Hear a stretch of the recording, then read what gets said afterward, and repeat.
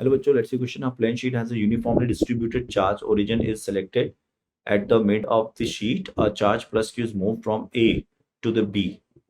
A is 10A, 2A, 0 and 10A, 0, 2A along the circle and then 2 point C, 10A, 0, 0. ठीक है.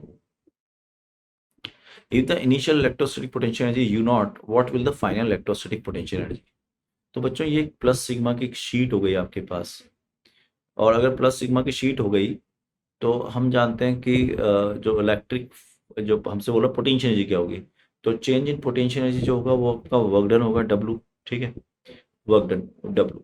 अब work done जो होगा वो एफ डॉट टी आर होगा, F into displacement, F into displacement.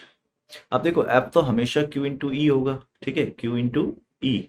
और Y Z plane रखिए तो इलेक्ट्रिक फील्ड को मैं आई कैप मान लेता हूँ. अब डिस्प्लेसमेंट लिखेंगे तो एस नेट होगा ये आपका. ठीक है, डॉट. तो एस नेट क्या होगा, अगर आप देखो कहाँ से कहाँ जा रहा है वो. सबसे पहले गया वो a charge particle is move from point A 10A to A to 0. तो first position vector displacement vector क्या हो गया, S1 कितना हो गया 10A I cap plus 2A J cap. ठीक है, फिर S1 हो गया. S2 डिस्प्लेसमेंट वेक्टर 2 कितना हो गया along a circle and then C 10A to 0, 0, 0. तो डिस्प्लेसमेंट वेक्टर कितना हो गया, ये सेकंड वेक्टर हो गया. हम वेक्टर जोड़ते जाएंगे बस, है ना. हम वेक्टर जोड़ते जाएंगे. तो ये कितना हो गया आपका 10A और आई कैप प्लस ये हो गया इनिशियल इलेक्ट्रोस्टैटिक पोटेंशियल एनर्जी, है ना. 10A to 2A and then 10A 0, 0 to 2A along the circle and then the point C 10A to 0, 0.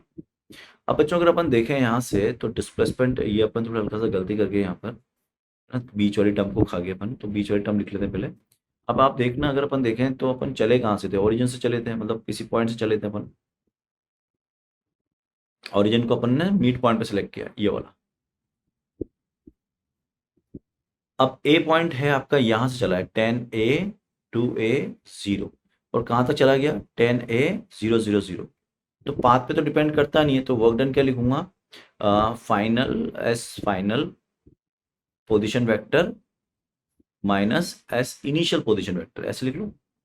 ठीक है, तो एस फाइनल पोजिशन वेक्टर कितना हो गया देखो, ये 10A, 0, 0. तो ये हो गया 10 आई कैप.